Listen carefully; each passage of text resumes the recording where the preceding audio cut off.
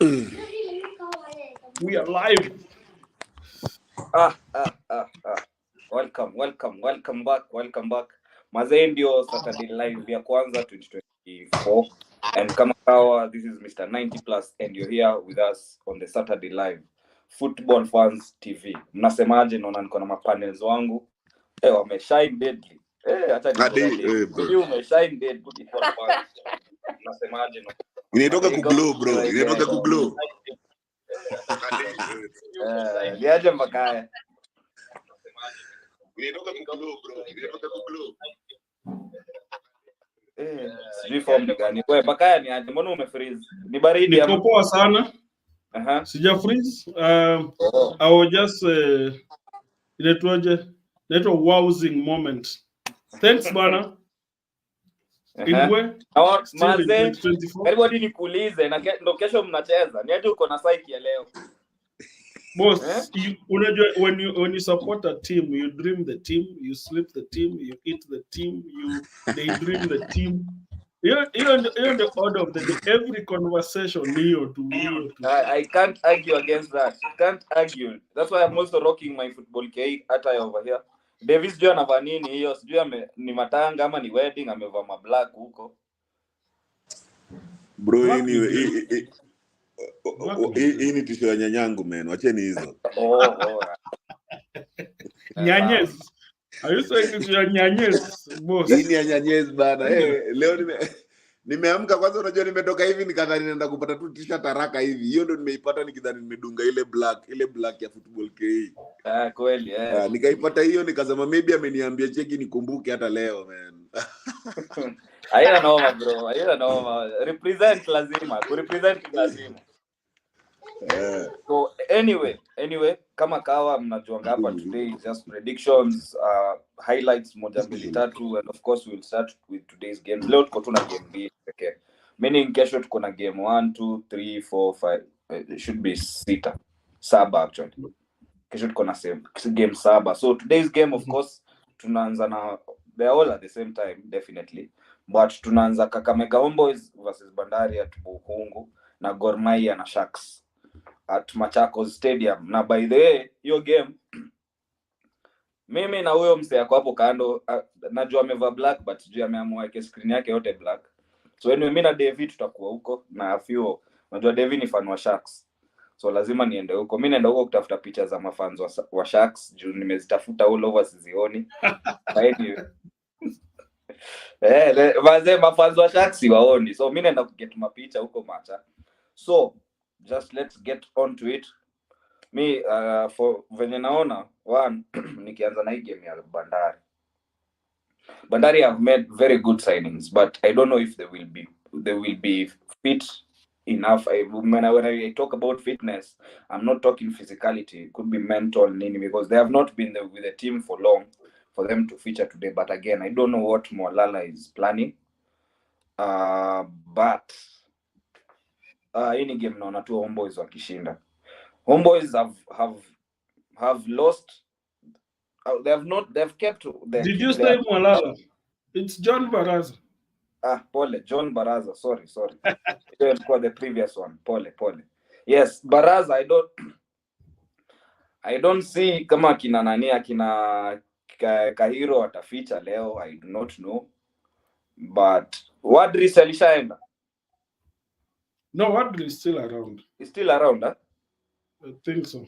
He didn't leave. Okay. So I don't see either way. If Kahiro features, we know all Kahiro is all about. He has goals in him. He was talisman pale KCB. So if he features today, I feel still there's something he will give the team. But for me, bado tunaona Bukhungu itakuwa ngumu one, because one I feel sijui kama hiyo area inanyesha or not, but I feel the stadium might play into Homeboys of course. And Homeboys kuna venye wakiwanga mtaani, I know they are not as strong because considering wamekuwa kidrop points the last 3 games. I don't see any upset in this game other than just a draw for me.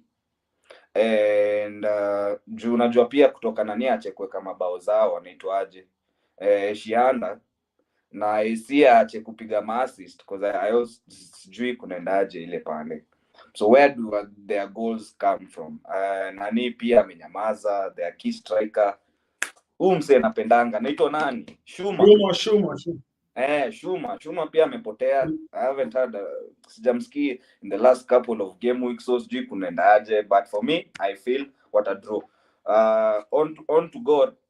There's no other way. Games are God, kuna tu venye they know how to win, and Osto has been in fine form of late, and again akina Boni, their defense is also good. Ukiangalia hata kipa wao, he's keeping clean sheet. I know clean sheet si kazi ya kipa peke yake, the whole back five has to work together, or the whole team, you get. So I don't see how Sharks are going to win this game, because considering the game Sharks plays right into God. Unajua Sharks ni watu wa kupanga, Sharks ni watu wa ball tembei nini. So God will just sit and pick their moments, and they have one of the ruthless attack in the league. Nani is leaving, their top guy Omala, so to be very nini kuona the replacements wakifanyaje. Of course hakuwa last game, so regardless hata hakuwa, they still won versus Poster. So I don't think Omala leaving has dented that much, but again you cannot ignore his goal contribution pale Gor for the last 2 or so seasons. So again I still see Gor winning 2-1. That's me for today's game. So Kakamega Homeboys Bandari 1-1, alafu Gor naona wakitoka 2-1. Of course Osto will be there. Osto either assist ama afunge, alafu naona leo naona nini yao ikitoka tena kwa defense. Could be Rooney, I don't know. Naona au ma wing backs wao wakifanya maneno tena. So that's my take on those two games. So over to you Mbakai. I think ukiangalia games za saizi za league vile imekaa, Gor definitely wako in the driving seat. The confidence is high, but Gor doesn't have a very good home record. I don't know if they're going to change that this second leg. They've drawn 6 matches and only won 2 matches. So that to me is a scary statistic for them. But equally, Kariobangi Sharks have got 8 points out of 8 matches away. So for me, Sharks would be going into this match buoyed by their win against Talanta. God is a different matchup, but ukiangalia the head-to-head for these teams, it has always been providing a nice game, a lot of goals, a lot of action, a lot of entertainment. God definitely has an edge. They're at the top of the log. And it's long since Sharks even beat Gor away. I don't remember when they last beat them. They've got a couple of draws in the last. The last win Sharks had over Gor Mahia was in 2021, July 2021. So that's almost 3 years ago, 2.5 years ago. And it would be nice to have an upset. It would be nice to have an upset and just to jostle the league at the top. But then Sharks need this much more than anybody else, because tukiangalia, if you guys realize, I just to give you the bad news that assume tomorrow in the matches zenye zimepangwa tomorrow, let's say Nzoia, or let's say which teams, Ulinzi Stars, for instance, win, and maybe Moroni win. That puts Sharks now in the bottom 3. If Sofapaka gets some points, Ulinzi Stars get some points, and Moroni get some points, pop, Sharks watakuwa kwa bottom 3. To them, this game is a do or die, 1-1. But I think they will fight their best. But nadhani home Gor Mahia are just too strong currently, despite the drama. The only challenge is, should Gor Mahia lose Omala and Mugisha, of course, everybody says they'll strengthen, but man, just to lose your top striker and get somebody to come in and again get going, that's the only, so technically it's their 90% source of goals. So they can give Omala good adios bid him farewell through this match. So for me, it's a goal win, direct. It will be a good technical match, but it will have goals. I think it's a 2-1 goal win, maybe 3-2. Anything is possible in this one. Homeboys versus Bandari. Homeboys are on the worst run that they have had for some time. They lost their last home match, meaning it's not such a bad record. They lost against City Stars, who are on form.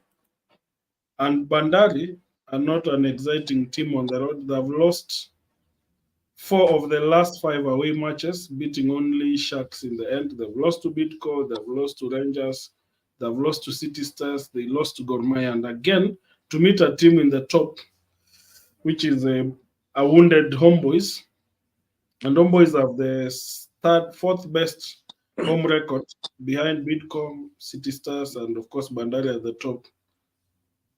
Interesting to note that Homeboys will want to bounce back, because what does a win do for Homeboys? It puts them back in the 2nd position. So, and Bandari, if they get a point, they can get in the 2nd position for today.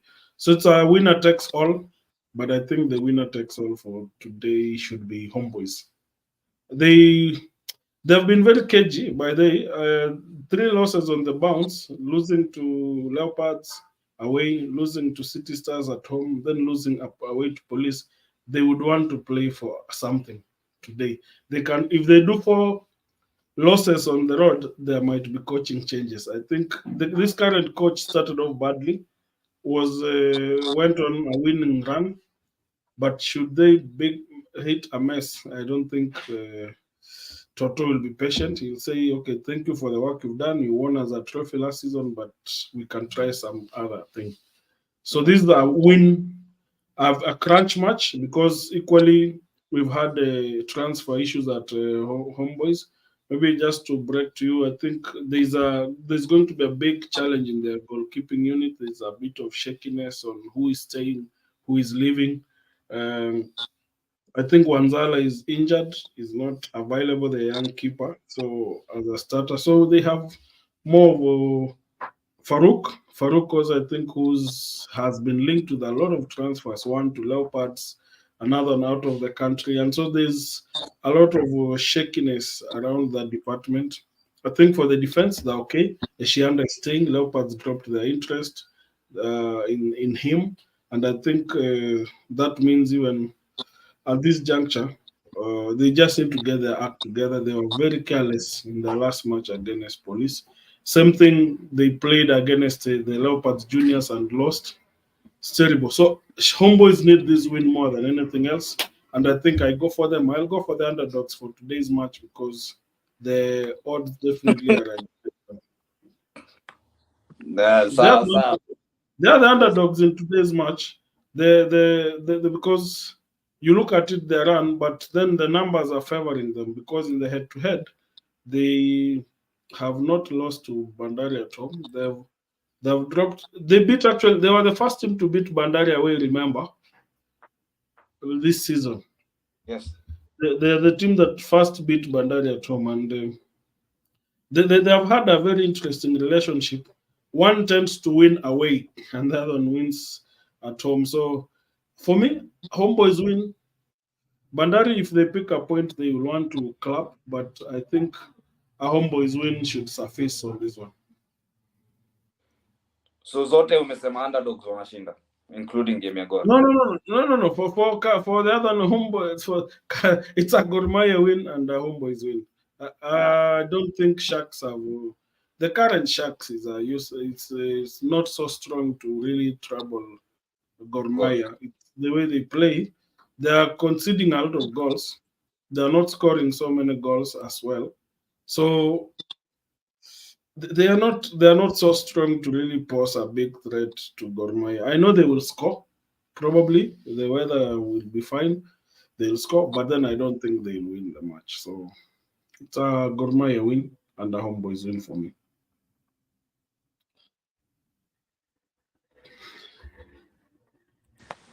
Mimi nikiendelea na yangu, first things first, I don't have hopes on Sharks because I'm a bit sentimental with it either way. Nitachocha, of course. For me, a win for Sharks in this game will be a draw. I am not seeing Sharks winning this game. Sharks in the past 5 games, I think Sharks may win once. They've lost like 2 times, and I think they've drawn 2 times. Na ukiangalia form ya Gor, I think they've drawn 1 game in the past 5. So saizi Gor iko fiti. It doesn't matter whether Omala is there or not. I'm seeing not a high scoring game, but kituka 1-0 hivi ama 2-1. Sharks lazima i-concede. As in, hiyo ndo kitu mimi nanibona Sharks. Sharks has to concede whether you like it or not. Yani so lazima concede. Au lazima. Alafu unajua pia venye kunaenda hivi, as in we won't be surprised. I won't be surprised if this season Sharks is relegated. In fact, I want it relegated because it is affecting a lot. Sharks is affecting a lot by mere fact of favorism. Mimi nataka hiyo Sharks ishuke kwanza, waende wakajisort huko. Kama anatoa presida, atoe presida, because Sharks is a very good team. Hiyo si team sahihi mtu anataka kuja kuleta kiburi on it. Unajua hiyo ni team sahihi inafaa kutumika kujenga. As in not in a bad, I just want Sharks to be relegated first. Then sasa ndio wajue as in hao watu wajaa mama, I don't know, hiyo body yao ikue switch. Because as much as it's my team, mimi sielewi venye Sharks iko na more viewership kwa Azam with its standing, with its man, as in bro, Sharks is affecting a lot. Alafu kiangalia vizuri ni huyo presida, huyo mjamaa ndio yani ni kama anajaribu kuforce hiyo Sharks ikuwe hapa. Sharks is not performing. Why the fuck is Sharks having more viewership? Mbona hiyo ndio inapatiwa chances mingi? It's not performing. Why and people talking about it? Mbona tusiongee tuseme what are the changes you people are doing? Hii transfer mnafanya nini? Wewe hii transfer mnafanya nini? Yeah? Kuna defense inafanyika ama unajua? As in, are you buying defense? Are you changing the goal? What are you guys doing? As in Sharks, what are you people doing? Tuambieni mnafanya nini? How are you going to sort that part of your conceding? How are you going to, because the gameplay ya Sharks tunaijua. We all know the gameplay. Ni gameplay fiti sana. What is happening? Sharks na AFC, I'm seeing same WhatsApp group. AFC pia unaweza tell gameplay ya AFC. So anyway, hii game tukienda kwa Gor na Sharks, mimi na feel Gor inaenda kuwin game. Not even I feel. Yani tu boss, ulikuwa unaongelea Sharks. Then out of the blues ukaamua tu ulime Leopards. Bra, unaona wacha nikwambie si hata mimi bado napenda kuwatch games za mimi anytime nimeenda kuwatch game ya Leopard, as in mu enjoy game. Minus hizo vitu zote ni mu enjoy game. Where Leopard pisses me off is the finishing. That's where it pisses me off. I agree. It's the same na Sharks. Sharks mu enjoy game. Where it pisses me off ni hiyo kuconcede and the lack of agency ya kuwin. As in, it's like they don't have a winning mentality. Mimi utaniambia, nakumbuka kuna zile time kitambo venye, now when I was deep in EPL, kuna time mafans wa Arsenal hata mafans wa Liverpool wangekuwa hata ni Klopp alikuja kadaisha, they are playing good football. You know, it's good football. Niko like ndio it's good football, but inatupatia nini? Bro, mimi sitashinda natokezea hapo naona good football without results. Bro, football without results is just useless. Kwa sababu after hiyo game, sisi kama mafans moment yetu kujaga during game. We enjoy the game during the game. After the game, we are not going to watch that entire game if you didn't perform. All we are going to do is highlights. Unajua venye na bamba if team yenu maybe imeshinda and then unaenda kuwatch highlights, unawatch mabao zenu. Unajua it's interesting, lakini hakuna mtu utoka kwa like by the tulicheza game sexy, wacha niende nikaone highlight yetu na mmelose. Hakuna. Unajua it doesn't make sense to me. Alafu mimi hiyo ndo machungu Sharks inanipatia. Na hiyo machungu pia naiangalia ile part ya why is Sharks. Unajua Homeboys ingepatiwa more airtime kwa Azam, mimi ningekubaliana nayo. Because Homeboys are actually getting results. Unajua? Alafu iko na hiyo crowd yake. But unania Sharks ni nini Sharks hiyo iko na? Ati Sharks ikicheza na Gor ati hiyo ni Azam. In fact game hii hata I feel Homeboys na Bandari is a better game to watch kwa nini kwa Azam kuliko Gor na Sharks. Hiyo ni nini hiyo imewekwa? Agreement ya Gor na Azam hiyo ni agreement ya Gor na Azam. Hiyo hatujakataa. So anyway, mimi nataka Sharks lose. Like literally me I want Sharks to be relegated so that we can sort our fucking shit out. Me by the way team inanikera. And then considering jina ya Nick inatokezea hapo, huyo Nick pia ananikera. Yani I'm like bro, you and FKF is you and FKF. Why the fuck are you coming and diluting and mudding as much as team ni yako? Why are you mudding the management of Sharks, man? Unajua like as in why? Unaget? So mimi hiyo ni yangu na nini na Sharks. Aya nikienda kwa so for Sharks venye nimesema it's either 1-0 ama 2-1. Aya tukienda kwa Kakamega na Bandari, I feel Bandari inaenda kuchapa Kakamega. Kakamega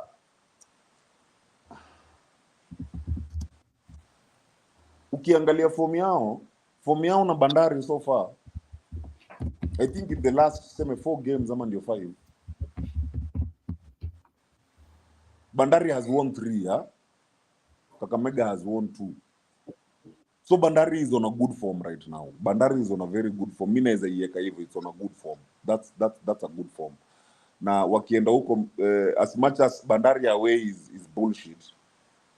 Me I'm seeing a draw or a 1-0 win for Bandari. Hii Kakamega ichukui.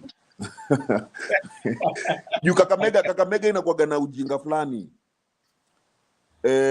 Down inatoka hii kudharau opponents. Underestimating. Kakamega huko na hiyo kitu. Kakamega ikianzaga game kuna venye unaonaga moto yao. Like unaona wamekuja kudominate. Then before you know it, hawako. Wakipata ka challenge fulani, unaanza kuona sijui Kakamega inacheza aje. As in unashangaa nyinyi kwa nini? As in hamna consistency till the end of the game. Unajua ni ile 90 plus hamna.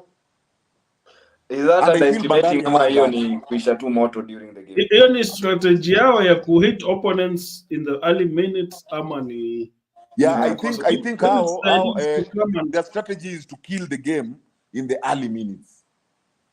Then kutoka hapo tu sasa ni kupanga tu game tu na kusumbua tu kupakusie. Yani ile bonda utuwachokeshe tu. So in the first early minutes Kakamega Homeboys wasiposhinda, their strategy is just done for. Naona wakipataga team yenye inawapeleka to the last minute, Kakamega Homeboys wamependa sana kudraw ama wana lose last minute.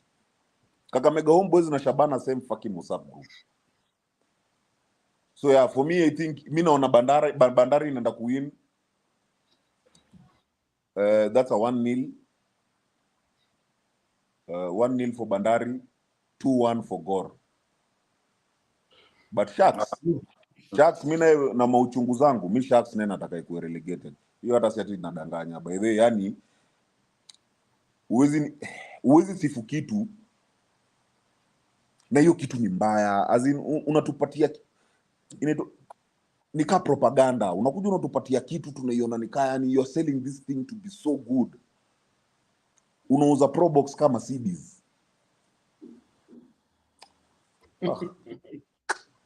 Anyway, yeah, that's me. Mimi nina machungu mimi kama mtu wa Sharks. Lakini saa hizi najiona nataka kuingia Kayole pale. Kuna katimu nimekaona Div 2 kana make sense. Na hiyo Sharks nikiitema real quick. Sitakuwa nakula stress hapa stress. Alafu unajua sana sisi kama mafans, for us a football match ama a game, whether we like it or not, venye tu umesema Mbakaya, like you live breathe that team. Ukiamua umechagua team, by the way, tutajieka hapo bro, tutakuja tu jump tusicoach tufanye nini, lakini next weekend tuko hapo. Hiyo team kiwini hivi, ai tumesahau. David, that's the same applies to you, because uko na team 4, uko na Ulinzi, uko na Sharks, sasa hivi ushaongeza Kayole, youngsters hapo. Sasa si unaona nikiongeza na chuja. So you do not breathe, live or eat your team. Una breathe team inashinda. No. Bro, otherwise singekuwa na machungu na Sharks. Na funny enough, imagine bado hata sitaki kuchuja Sharks. Ulinzi ndio nataka kuchuja. Ulinzi. We are coming to Ulinzi pia, lakini they are playing tomorrow anyway. So wanacheza kesho. Wanacheza na KCB. Ati? Si wanacheza na KCB kesho. Yes. So in short for you now, wewe umesema Bandari will win today. Bandari, it's a win for Bandari. They've had a very, wamekuwa na good run. So far na feel wamekuwa na good run. Kuna msee sika mnaona comment, kuna msee amesema hapo Bandari hawezi panda ndege na wakuje watoke bila 3 points. Dennis Migis. Hiyo ni kelele. Si wewe upanda ndege kila time. Au upanda ndege kila time. Ungekuwa na shinda game zao zote yawe. Budo unacheza as in, okay, naweza unajua Bandari away lakini hawajakuwa poa. Ni ile mimi na feel if they put in a fight on this, you tayari Kakamega Homeboys, from where I'm coming from, me I feel Kakamega Homeboys wameshawa underestimate. As in, that's what I've been seeing with Kakamega Homeboys. As in, mo feel wana underestimate my teams. I get where you come, but I don't think it's underestimating. It's a case of for me. I feel Kakamega Homeboys, their strategy is to ensure that they're able to kill the opponents in the early matches. Now, as time goes on, if opponents are able to soak pressure, because challenge to Kakamega Homeboys, and that's why they were partly successful under Muyoti. They could dominate by holding on the ball. The current coach is not that kind of coach who can hold the ball. The current team is a team of every time Pile na Patikana. You see, they have explosive, but I think the good thing is I've seen Amwe is back fully fit. He had been partly suspended because I think of that issue. Yakuforce move towards FC Leopards came in. He was trying to force the move to Leopards, so he wasn't playing. So they lacked options in terms of the width in attack. So Amwe is back. That should put more pressure on Bandari defense. I think because if Amwe is there, then there's that experience that comes in. But Schumer has been firing blanks. His decision making is ridiculous. That's one major problem they need to work on. He's rushing in the box. And see now, that's partly to the coach, because if you're such an explosive player, why are you making work too much on the pitch? So that's to be work done. If you find a defense that is very compact, and John will be going back to the club that fired him, because John was also at but also coached. He also coached Kakamega Homeboys, left there in a disgraced format last year. Actually, he was fired, and then the current coach took over, and he's one, I think, who is done the rest. So yes. So for me, it's a cagey match, but I just feel that the Homeboys will fight to get this match across the line. And should they score fast? Have you noticed in the league, the team that scores fast wins the match? The worst result that happens in this league is a draw. Yo, Majority of the teams, unless you're yes. Lindsay upigwa makamba mingi sana. Well, they've just had that twice, I think, twice or so. Bro, Average nataka kuacha Ulinzi iko na management fit, mko na study as in nini amna. You are supposed to be a soft life team.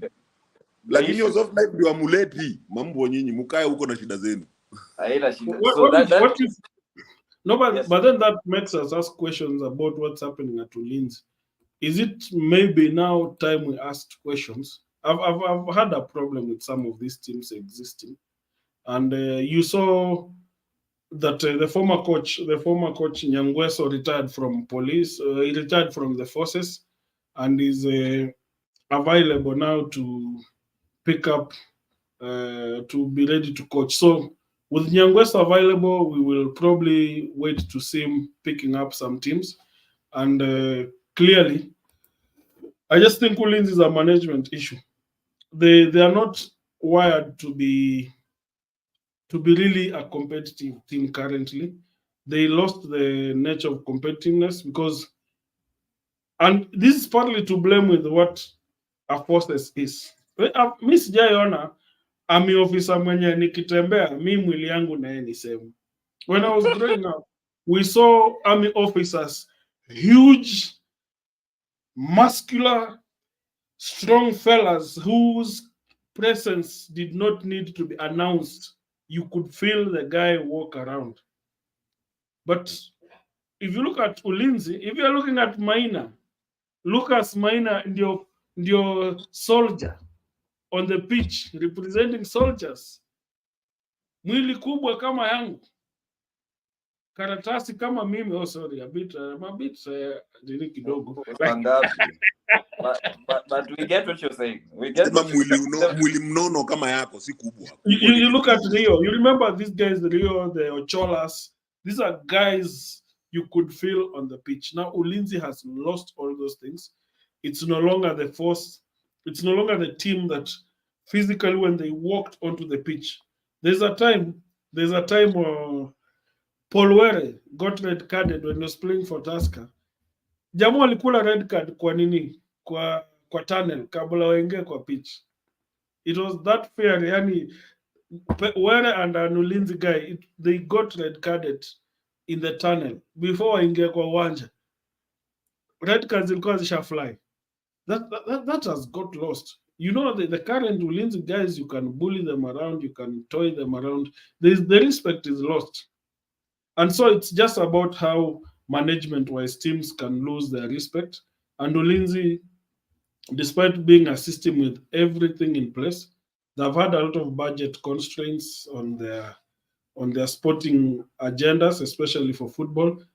Yes, they've built a stadium, which is a big win. That gives them a bit of stability. But there's been question of whether the team should relocate to Nakuru, and I think that is being considered greatly. When Afra will be complete, there is rumor that Ulinzi will relocate back to Nakuru because I think they feel Nairobi is not doing them well. So, but just looking at that, clearly, I think they lost a big touch, and that all. It's a question I posed whether it started during the appointment of Matano as the coach. Did it dilute their systems when they started now to open up? Because when Akina Makwata joined the forces at some point, those things changed in how they were able to focus on their football. So they have a long way to go. I think what they need to do is to avoid the pressure of winning currently. Ulinzi can just take time, use around 2-3 years to re-strategize, work on the correct recruitment, just compete and maintain to be in the league, and then work. But going by the statistics, they are also at the threat of relegation. And by the way, this season is going to be a season of tears at the wrong time, because the way things are moving, the gap, especially between the teams just in the top half and on the bottom, will not be big. It will continue being a seesaw game. You win 2 games, you're in the top 10. You lose 2 games, umeingia uko chini. It's going to be this way until mwezi wa 4.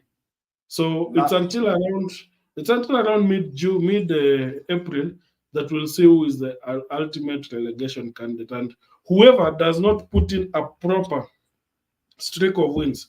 But I don't think if Lindsay lose the next 2 games, Kimani will still be in charge. He'll be out. Safi sana. Davy, of course, Posta Rangers are playing City Stars. The most informed team in the league. They are currently on 6-match unbeaten run that has seen them win all the 6 games. So unafeel ni kama Posta wanaweza bounce back in this game because walipigwa na Gor. They lost ukweli ni mali Gor wako, it will be so hard for them to catch up with Gor. 7 points, yes. Hizo ni game 2 sita pekee. 2 rather. Game 8 points to be precise. Oh yeah, sawa, 8 points. Do you think leo wanakaje kufanya against Muyoti boys? Okay, ni leo kwani? Si leo, kesho pole. Tushaingia fixtures za kesho. Za kesho, sawa. So I feel pia City Stars pia wako poa sahi. Yes. Saizi na mi bado Posta hawajanipatia hiyo ile confidence walinipatia ligi ikianza. Unajua Posta walikuwa na confidence fulani mpaka hata tulikuwa even time ya transfer tuko like mpaka hata tukiongelea stories za Ken, mbona utoke ati unaenda katimu kingine kadogo huko kanafaa kuwa kanisa. Na uko hapa na Posta yenye inasonga. Unaona walikuwa wametupatia assurance fulani, walikuwa ni ile uko like Posta inaguza game. Posta wakipatana na nyinyi it's either a win or a win. Hata nyinyi wenyewe mnaenda kule yenye mkidraw mna feel fiti. Mkishindwa mnajua yenyewe you tried.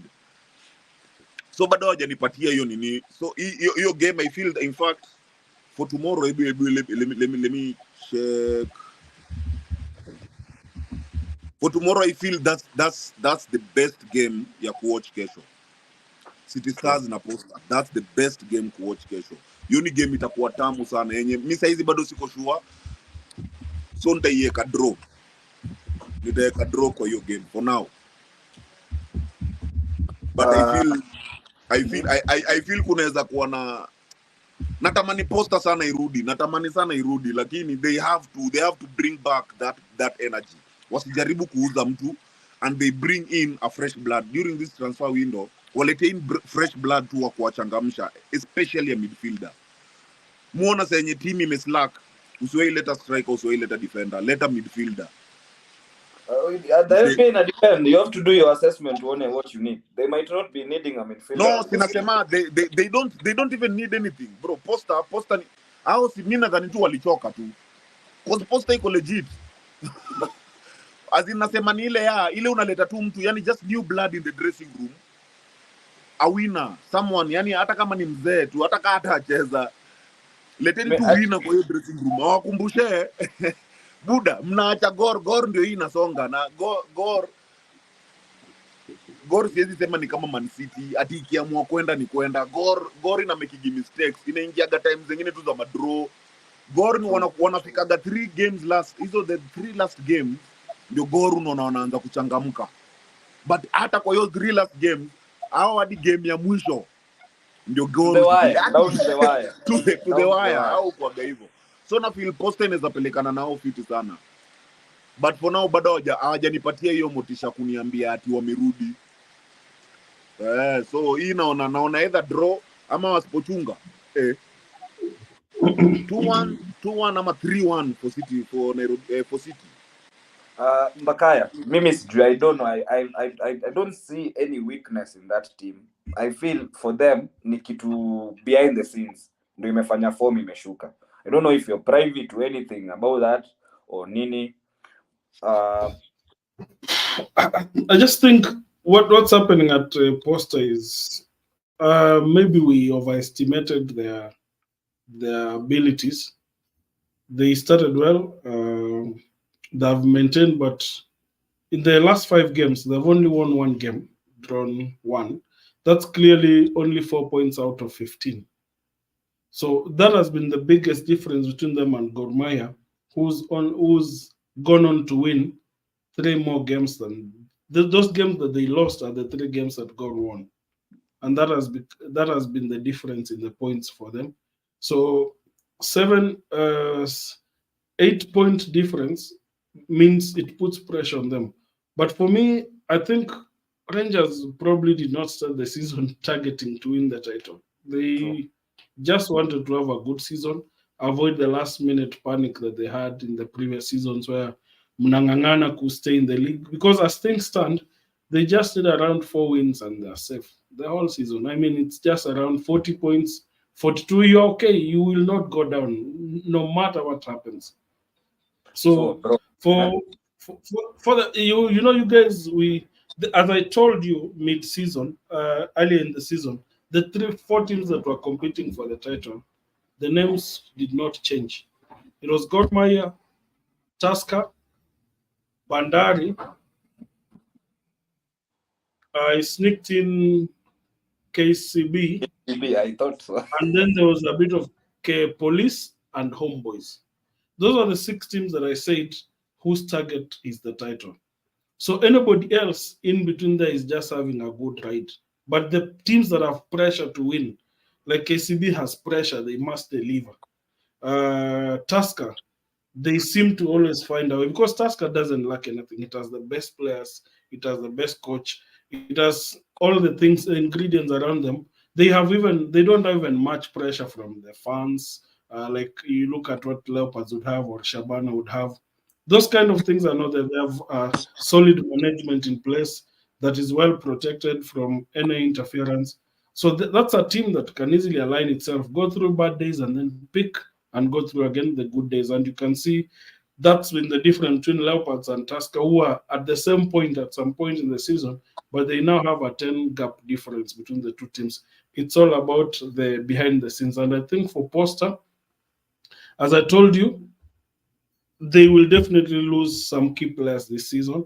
I think I've mentioned the pursuit of Ken Owino over and over again. Diesel doesn't like it, but Leopards needs Ken. So that is going to happen in this transfer season. When I cannot tell you, but that's one thing that I'm sure is going to happen. After losing out on Ishihanda, I think Ken remains the only reasonable player that they can pursue because of the contractual maybe arrangement and the relationship between the 2 clubs. You could even find any opportunity to hopefully trade players in the middle. Anything can happen, but I think sometimes clubs do business for so many reasons, and players shift clubs for so many reasons. So the players want to be part of the new project. You've been in a team for some time. Maybe you feel, let me have a step. Leopards, by virtue of it being at the not at the exciting end of the league, doesn't stop it from being a team that players want to play for. Even if you let it there, the players will still want to play for it, even if it was at the bottom, whether you're paying them or not, because of the history it possesses, because they just want to be part of the journey. And so it's not a bad season completely per se. With 17 games left in the season, there are players who still feel if I go here, I can make a difference. We can win around 10 games and say we had a good season. We can think of building on it the next season, and anything is possible. I just feel that that backroom issues are there. The players were not being paid at some point that dented them. Then they got paid, and maybe it had destabilized a bit of their momentum.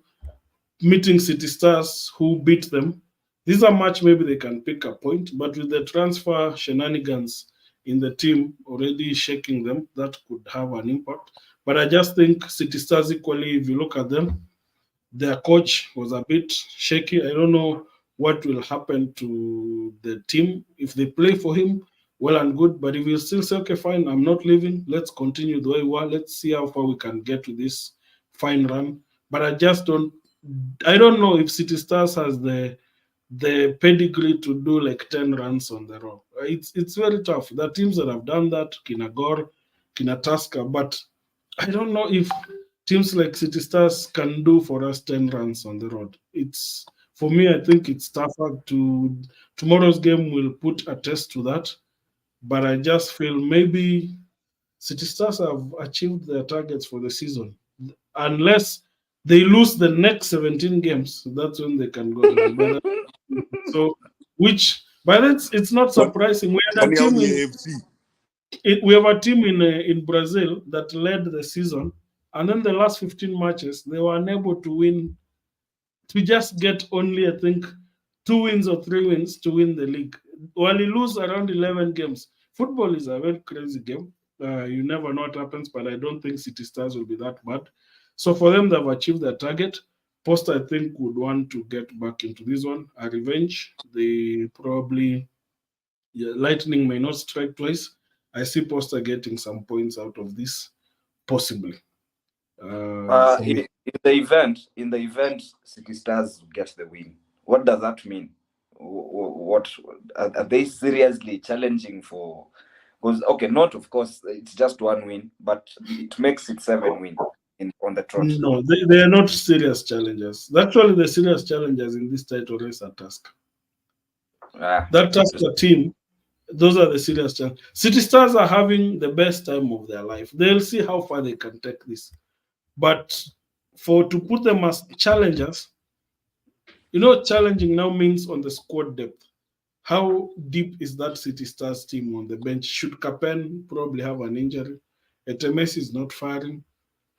These other Asano is there. I see Asano has picked up the Nini of late. Yeah, Asano was picked. But now the question is when those injuries come, because what you guys forget is between January and around March 17th, there is no single break. There is a bit of back to back. There are almost 10 matches that players need to play in that period. And that is when most injuries come through. Yeah. And that's why you see even these international transfers that some players are trying to chase. It's better than done now, because between now and March, if let's say some player gets an injury, that other club that was interested in suddenly says, hey, okay, what is his injury record? But come on, says confirm, it works. So I think City Stars has the run, but they don't have the depth. So how far can this luck go is what we don't know. But I don't think the same way Muyoti created some sort of fantasy in Homeboy some time back that they would compete for the league. It's the same thing that's happening at City Stars. They didn't have a very good squad per se in terms of like deep, but he just put around a team that went on to appear like they were in the challenge. And by the time it was leaving, even when Malala took over, it was like more of just continuing the project. It was already a set team. I don't think City Stars has depth. They are not title contenders. They are in that place. It's a case of Ndovu being at the top, but I don't think they're in the title race. They are not.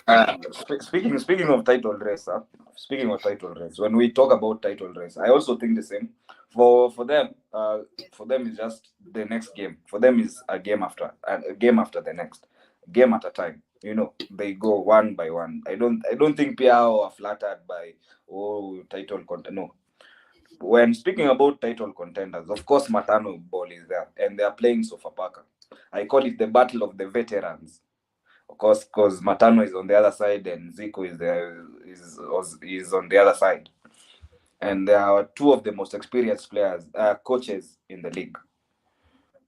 And in no-brainer for me. I know Zico anaweza amua, with all experience, anaweza amua acheze hiyo low block and make Tuskers' life miserable, make it harder for them to win the game. Because they can do that. They can sit back and just wither the pressure. Mieno acheze huko mbele afanye maneno zake, can happen. For me, in this game, either way, I don't see a very low scoring game. First of all, he's the only brightest thing in that team. Sadly, na si juu ya game ya last, when they were getting negative results, you could see what he was trying to do. You could see he was trying to do everything. Sadly, when you try to do everything, you miss to do the most important things in the game. So for this game, I feel they will probably win 1-0. Hakuna bao mingi game, by the way.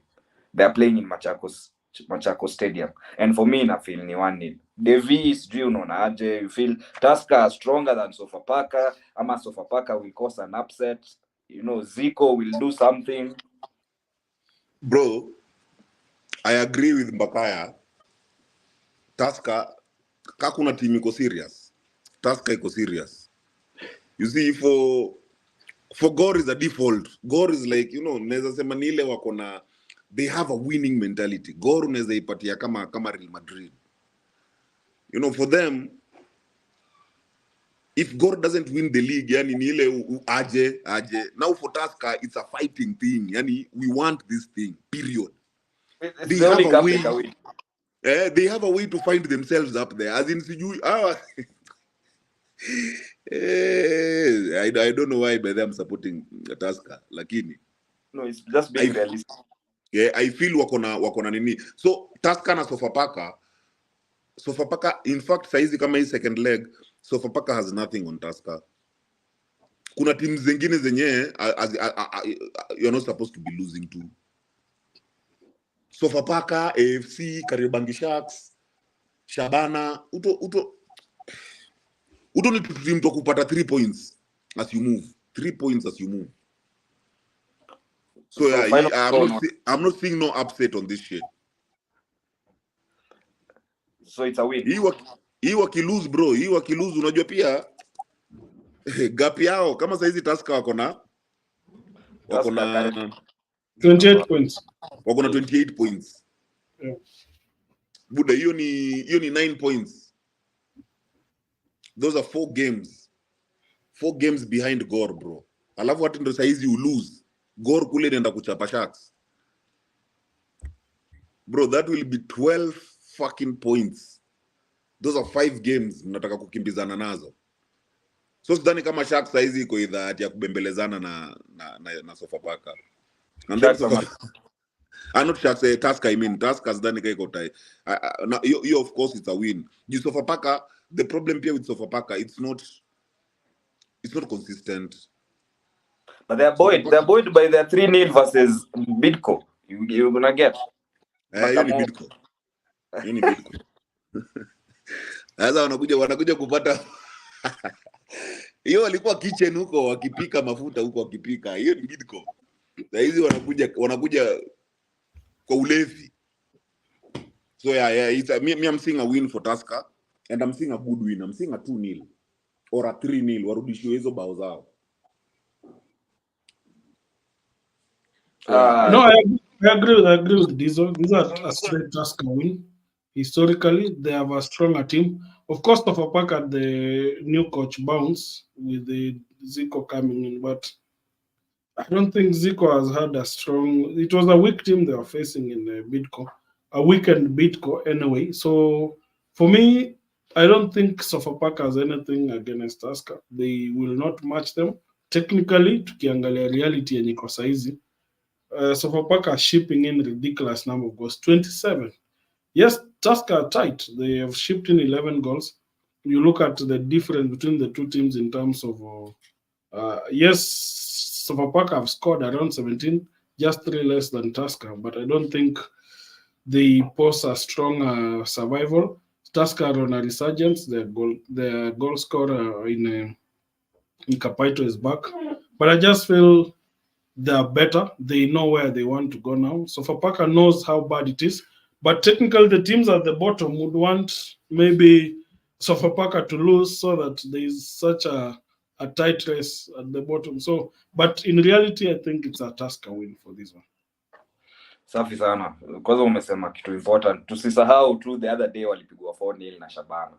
Alafu Moroni wakaongeza the nini you get. Alafu then they went and lost 3. So yeah, so late they are conceding a lot of goals.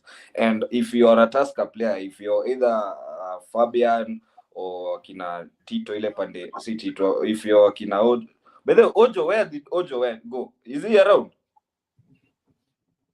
Which Ojo? Ojo Lani? No, he went back to... Went back, huh? He went back to, yeah, he went back to Nini. He went back to Nigeria. So if you're, for example, you're either Kapaito, Nani, Fabian, you'd want to you'd be eyeing your chances in this game. In fact, for them, they cannot underestimate them, yes, but what they be looking into this game ni kuongeza mabao. Kwanza venye umeongea, where are you saying like they have scored 3 less or 3 more than just Sofapaka. You if I ni record, if those shouldn't be stats for a team that's trying to win the title. So game ya leo by the way, ni building up on their 5-0 versus KCB. So it would feel like a walkover to a fan. For example, naona name hapa wana fight na watu on the comments. So I get that, like for the fan, of course they expect a big win, and anything below 2-0 for them, hiyo nayo ni uongo. So it shouldn't be a hard game for them. Naona hata yeye anasema hapa wanashinda 3-0. I understand he's thinking as a fan, but again, as I was saying, yes, as a fan, you would fancy your chances versus Sofapaka that has conceded over 7 goals in the last 3 games. So that said, we can only wait and see. I expect them to win. The other games, of course, we have Nini, Tuki, Dream. I will save FC for you for the last one. Wacha tuone akina Seals. Seals is the other team that started the league very well. They started the league very well. They were conceding less. They were scoring when important games. But tumeona form imeshuka. And they are playing Talanta. I feel this is a chance for them to gain back their winning ways. Might be the one win they need in so many games. So for me, I feel na Talanta hakuna vingine. This should be a win. Ile si nini ama nini. But again, I don't know. Their form of late imekuwa. Well, I believe in the form team. In the form table wako huko chini. I don't know what is happening. Is the pressure, ama are they caving in, the intensity, ama Mbakaya? What seems to be the issue? I don't know why you guys are surprised. I remember saying that when you're promoted, a team takes off with either very well or you struggle at the bottom. But you cannot sustain that pressure at the top. That's why you find that some of the teams that are veterans in the league will start off badly at the bottom and again surpass you. Muranga Seals got their target. They just need to survive. I remember saying this. If they get to 33 points, it's a good season for them. They will not go down. So where they are and you can see there's a lot of interference in management, coaches saying they're leaving, then suddenly remaining behind and then leaving again. It's all chaos all over the place. They're not really as the exciting team we want to really paint. They're just a normal football club, just like the rest in the league, full of drama and sideshows. And as you watch more things unfold around them, their best player, Naman Balecho, is being targeted by police. I saw that, man. So those are the rumors. I don't think Naman will leave, but those kind of destabilization, unless there's money being thrown around, what I know is Naman might stay, but should he leave, that causes more confusion to this team because it's in the loss of 1 or 2 players that starts to cause panic in this team. But all in all, for me, I think it was an overhyped team. Yes, it had the sort of balance and it had less attention to really scrutinize and critique them. When we were saying that don't expect much, most of us were like, no, you guys, this team is well off. But clearly, the league will just rearrange itself. They will not go down, but I don't think finishing in the top 10 will be a plus for them. But they just be an average side that might finish between position 10 and 13 at the end of the season. So unasema Kenyatta can't do Kenyatta. No, for this kind of match, there's nothing like an upset. This kind of match is a match. I don't think Muranga currently have such lethal forwards to finish games. Neither does Talanta have such, and I think Talanta have been facing very heavy sides. Mkiangalia the last 4 games, hazijakuwa game rising. These guys have faced KCB, they drew with them. First Gor Mahia, lost to Sharks, then faced City Stars. And I think after the Christmas break, this could be a good match for them. That was last weekend when they lost to City Stars away at home.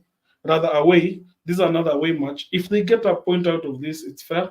But as you said, this is one of those matches, the many matches that Muranga Sales should win to just improve their chances of not finishing in a bad position, because we doubt if they can have another run like they had at the start. So close match, Muranga Sales win or Talanta or a draw. Na unajua wamefuatana tu hivi kwa nini? Kwa log 10-11. Yep. 10-11. So those are critical points. It's a win for Muranga. Devi, unaonaje hiyo game? It's a win for Muranga. Kuna time ulikuwa fan wa Muranga pia wewe, lakini wewe ni malaya. Uko kila mahali. Hey. Muda, wacha niseme kama king. Mimi ni fan wa ball, bro. Mimi ni fan wa ball. By the Devi amekuwa fan wa Muranga. I think ni last season though, before wapande ulikuwa umeenda huko. Nilikuwa nimefuata hao vijana sana kwa sababu actually nilipenda. I'd say not that I'm a fan of Muranga, but I'm a fan of that structure. Venye waliji grow, yani they have their own stadium, venye waliji build, yani wacha tu niweke, I'm a fan of the structure. Haya, so hiyo game yao mimi na feel Muranga haina pressure. Hii ni game juu hata Talanta ikashinda hawapiti. What do you wako tu hapo 10-11. Yeah. Muranga mimi naona hii game Muranga haina pressure. Hii ni game tu iende tu ifanye venye inafanya, imalizane na ase. So this one is also I'd say it's a boring game.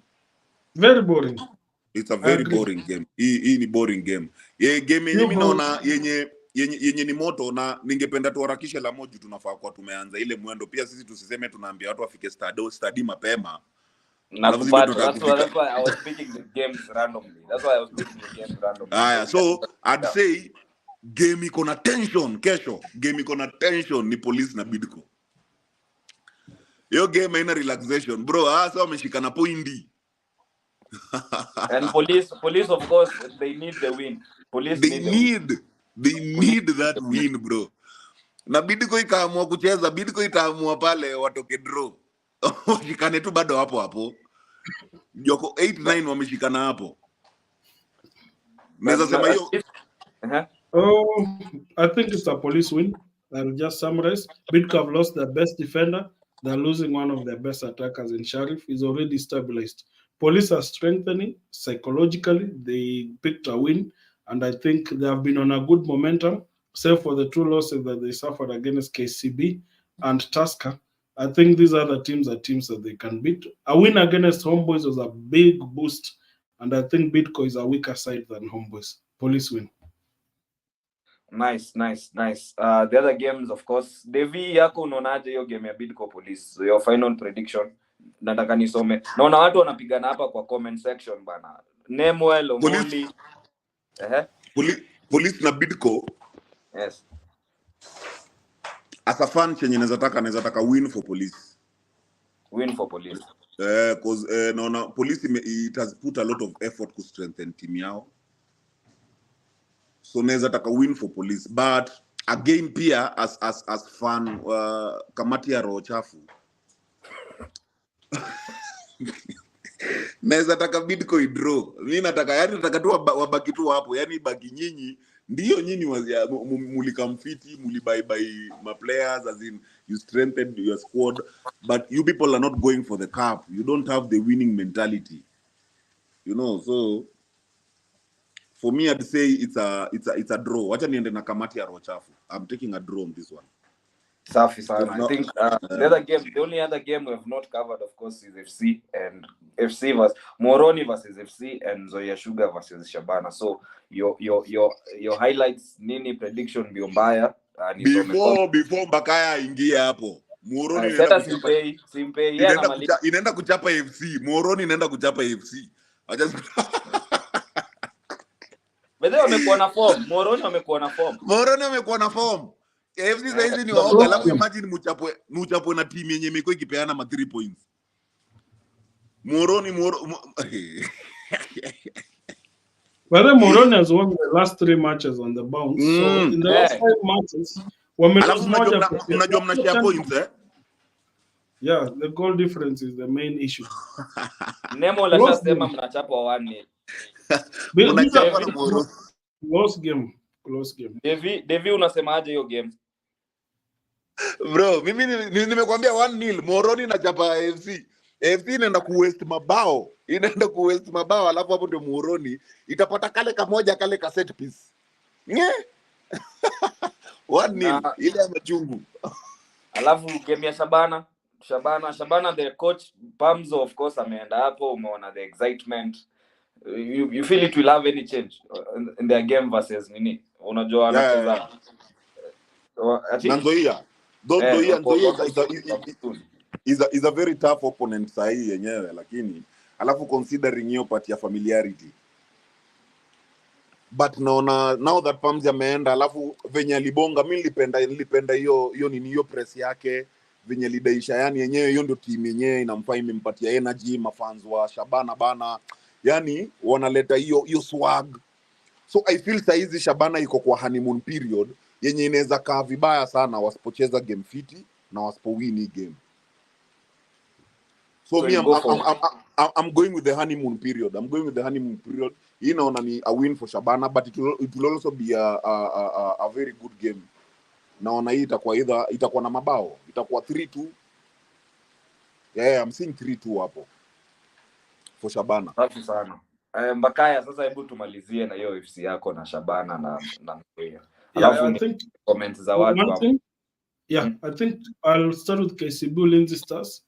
KCB have a good away record. They're, I think, the best team on the road after Gor Mahia.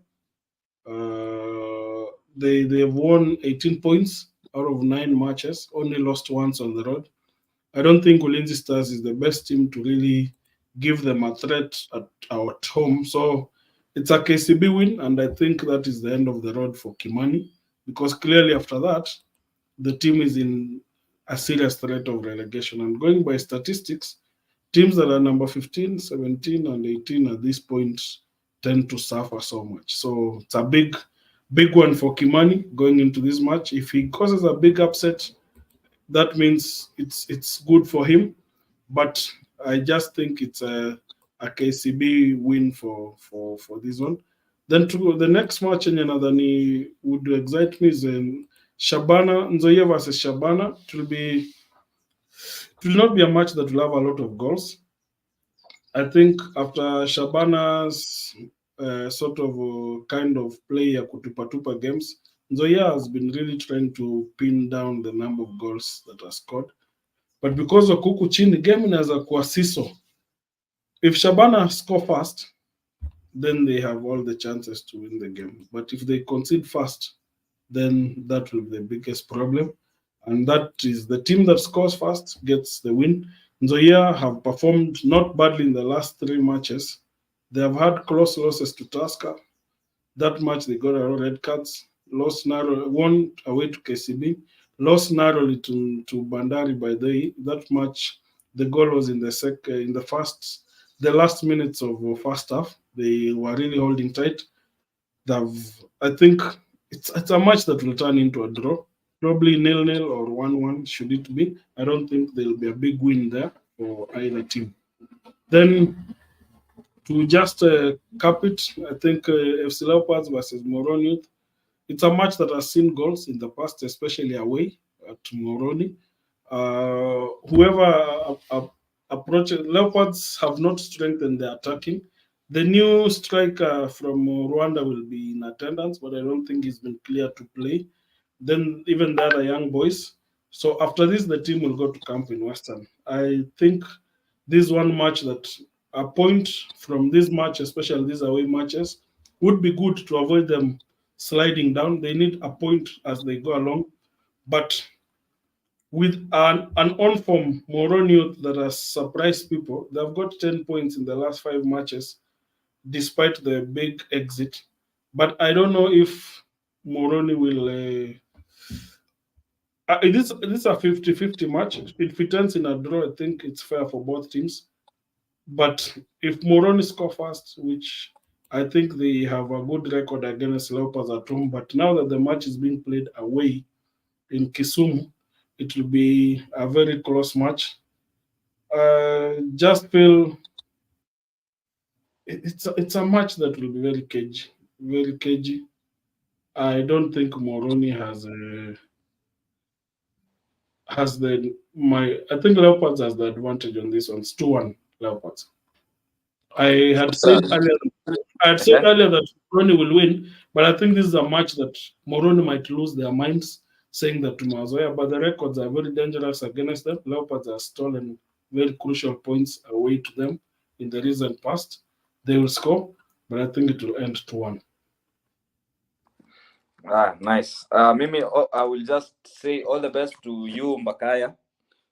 Honestly, I am not a fan of FC, of course, but you see, with these big teams in the league, you would want them to see doing well for the whole league. Because when you have such teams like FC with the fan base, it would be sad to see them wakishuka. But at this point, Hakuna kushuka. I want you guys to stop that kushuka statement every time you are speaking about Leopards. That is the nonsense. The truth is, you know what you guys forget is you look at football from emotional aspect sometimes, not the numbers aspect. So it's the same way we are here trying to say that Leopards would be smashed by Kakamega Homeboys. What we forgot is there were certain key things that Homeboys was missing. One player tilts everything, and I think the team that here, the team that looks like it's on top of things is of course Moroni. But then, but they looking at the form, yes, they have the forms, but I don't think Leopards are badly. I don't like the coach personally, but as these are said, what Leopards not doing is taking their chances. If the fielding is going to be right, get the right fielding. Don't field Yahama in the game. Probably field the right guys to start. But this coach is so negative. He brings in Omune, then tells him to defend. He's a very negative coach. But maybe it works against such teams. Unfortunately, if you're not right, those teams will beat you because the way Leopards played against Ulinzi Stars, they will need the goals to defend themselves. So they must score the early goals. If they get 2 goals in the first half, I don't think they lose the game. If they score the first ones to score, then I think Moroni might easily even get a red card in that game because they might lose their heads. And Moroni now with Neto away, that's even more confusing for them because Neto has officially moved to KCB. That was the only source of goals. So it's tough. It's a very close match. It's a very close match in terms of the position that the teams are in. But it's a match that we swing both ways. But I think Leopards have the history on their side in both matches. They tend to, they're able to, it's a tough field to go to. It's a tough stadium to go to. So many teams have gone there and lost. Kina Gor, Kina Tusker, Police have not got points. So it's a team that seems to be wired to play against the bigger teams than the teams that have, let's say, that literally have no bigger history. But if you have a big history, they seem to really get charged up for you. So they'll put their lives on the line because these points are badly needed. But I don't think Moroni youth with the cash challenges they have and all the drama that is happening behind the scenes is going to give them a resurgence to survive in the season. With the planning that Kina Shabana are doing and the other things, they'll still struggle at some point. So they could win this one match and eventually it gets in there. But I just feel if Leopards have the act together as they prepare to strengthen the team, Kina Wina wanna join, Kina Koloti, Kina some other guys, then this would be the best match to give that alignment to them. For me, a draw is a good point for Leopards. It's a big point for Moroni. A win for Moroni is very important, especially for the teams that you're close with that are not scoring. But we can clearly see that Moroni cannot score more than 1 goal. So if you're able to be the first ones to score, then probably it becomes tougher for them. So that's basically they're the lowest scoring side in the league at the moment. The numbers don't lie, and it puts a lot of pressure on them that particular goal they score has to be the goal that they have to defend with all their lives. So Close game this one. Thank you so much. So comment moja mbili hapa. Wacha tuanze na Groovy amesema FC Moroni 1-1 ama goalless. Alafu akasema nini ingine, akasema Dennis Mikisi. Dennis amesema FC will win 2-1. Then Nemol akasema Moroni will win 1-0. And huyu mwingine Muranga Seals have not won a match in 7 matches. Hiyo ni ukweli. And Winston Gor will lose 1-0 to Sharks. This Winston ni nani? Nemwell. Then he says 3-0 to Tusker versus Sofapaka. And nani mwingine Maze Shuma ako sawa. Huyu ni Maxwell Njenga anasema hivyo. Maze mimi sijamuona of late. And then Maxwell also says Posta itafanya top 4 finish. And lastly Lemayan anasema Shabana will win, Bandari will win. Alafu ingine ni Dennis says Bandari will win because wamepanda flight. I don't know, I don't see the relation in that because they usually panda the flight every other game and they are not number 1. But anyway, we can only wait and see. Then Abdul Razak TV sema komboa ufe. Hiyo ni kukomboa. I think he's telling FC. Yeah, and that closes the comment section. I don't see any other topic atujaongelelea, and of course I believe hapo ndo tunafunga the Saturday live. Of course.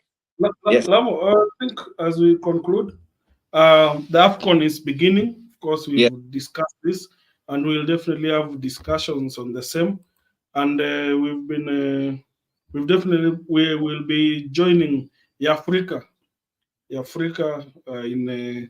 in talking about AFCON, the AFCON opener today, Senegal. As the match kicks off in Ivory Coast, tutakuwa pale. We'll be there to join the whole crew in analyzing Ivory Coast versus Guinea-Bissau analysis and a watch along for them along the way. So we'll be sharing the details on the socials, and at least we have those will be available, can join in, and I think guys can follow up on the Africa platforms. Nice one. Venye tu umesema Afrika, usijui hata hujaambia iko nini bana. Hujaambia inaitwa aje location bana. It's that is Quiver Lounge Kilimani. Kilimani. Yes. Utaona watu wa football K huko wakipiga shughuli, of course, because AFCON is also Africa and Africa is our business. Mtaenda hapo, watu watakuwa huko, mtaona watu wa football K, say hi, mapicha nini. Otherwise, my guys, I have no other thing to tell you. Naona watu bado wanabishana hapa, niko sure ni name. Naona Evans ameingia. Huyo kipara ana change team kama panties. Hiyo ni Hey, Tross. Chuki ni ya nini bro? Chuki ni ya nini? Ni ya nini? Na venye leo, mimi nakwambia leo Sharks kachapa Gor. Sijui utafanya nini leo Tross. Ni sawa. So I believe hiyo ndio inatufungia hii maneno. Devi enda change map. Hey.